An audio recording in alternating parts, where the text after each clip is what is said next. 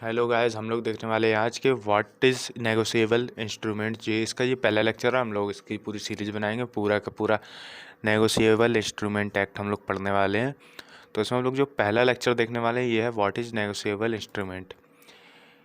हमें पहले ओवरव्यू देखेंगे कि नेगोशिएबल इंस्ट्रूमेंट होता क्या है। तो ये जो होते हैं negotiable instrument are written contract होते हैं। ये लिखित कॉन्ट्रैक्ट होते हैं जो कि किसी भी पार्टी के लिए या फिर कोई और पार्टी के लिए प्रॉमिसिंग पेमेंट होते हैं। जैसे कि उन्होंने कोई पेमेंट की प्रॉमिस कर रखी है, तो ये जो होते हैं इसमें 3 टर्म आती हैं जो कि मैं आगे बताऊंगा आपको। वो यूज की जाती हैं। One holder to another holder promising payment to the assignee और स्पेसिफाइड पर्सन। ये रिटर्न कॉन्ट्रैक्ट होते हैं जो कि एक से दूसरे होल्डर के लिए दिए जाते हैं। प्रॉमिस जो पेमेंट होता है उसके लिए असाइनी या फिर किसी और पर्सन के द्वारा जो कि स्पेसिफाइड होता है।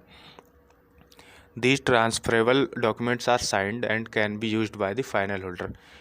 ये डॉक्यूमेंट साइंड होते हैं, साइन करे हुए होते हैं और ये जो होते हैं फाइनल होल्डर के द्वारा यूज करे जाते हैं। अब हम लोग आते हैं टाइप ऑफ नेगोशिएबल इंस्ट्रूमेंट में होते क्या है। तो ये होता है प्रॉमिसरी नोट होता है पहला, दूसरा होता है बिल ऑफ एक्सचेंज और तीसरा हमारा क्या है, चेक्स होते हैं। तो हम लोग देखने वाले हैं कि प्रॉमिसरी नोट क्या होता है। पहले प्रॉमिसरी नोट क्या होता है। अब promissory note is written promised by an entity or individual to pay a certain sum of money by a predetermined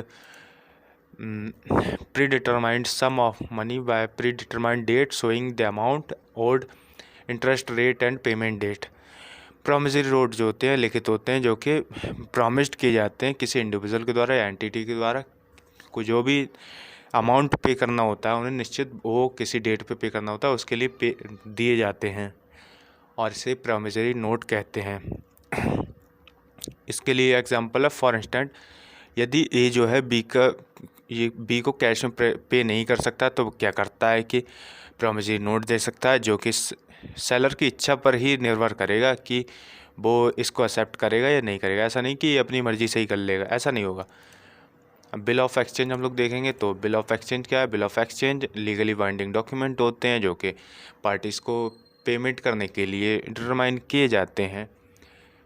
और ये क्या होते हैं, जो ट्रांजैक्शन होते हैं गुड्स और सर्विसेज में उनमें मोस्टली यूज़ होते हैं।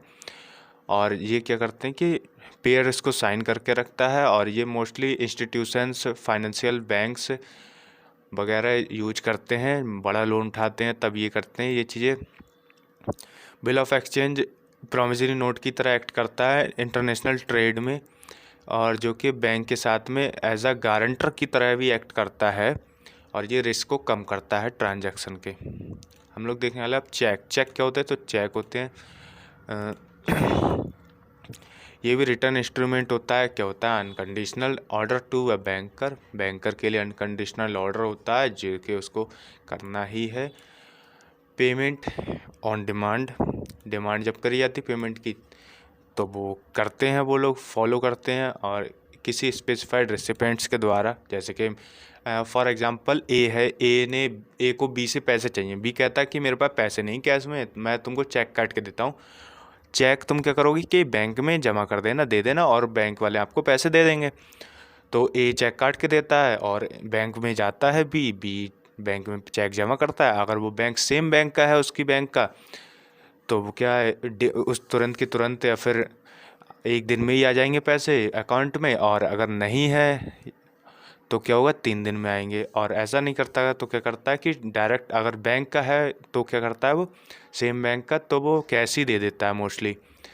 तो इसमें कन्फ्यूज होने की जरूरत नहीं। Although declining due to online banking, इसका जो यूज़ है वो डिक्लाइन हो रहा है, क्यों, ऑनलाइन बैंकिंग की वजह से। लेकिन ये फिर भी किस लिए यूज होते हैं पता है, बिल्स के लिए, ट्रांजैक्शन को ट्रैक करने के लिए और लोन्स को ट्रैक करने के लिए, कॉलेज की फ़ीस के लिए और कार ईएमआईज आदि भरने के लिए।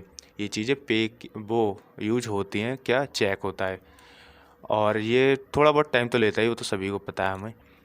अब हम लोग देखेंगे कि नेगोशिएबल इंस्ट्रूमेंट अमेंडमेंट क्या हुआ है इसमें। तो 2017 में इसका अमेंडमेंट हुआ था जो कि लोकसभा में हुआ था, इसमें कुछ चीज़ें डाली गई थी।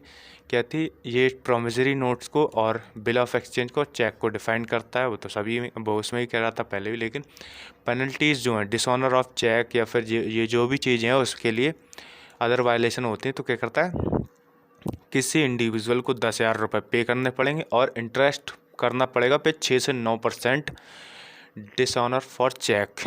मतलब कि जितने भी चेक का जो अमाउंट होगा उसके हिसाब से 6 से 9% इंटरेस्ट पे करना पड़ेगा उनको, और 10,000 रुपये तो पेनल्टी करनी ही पड़ेगी पे।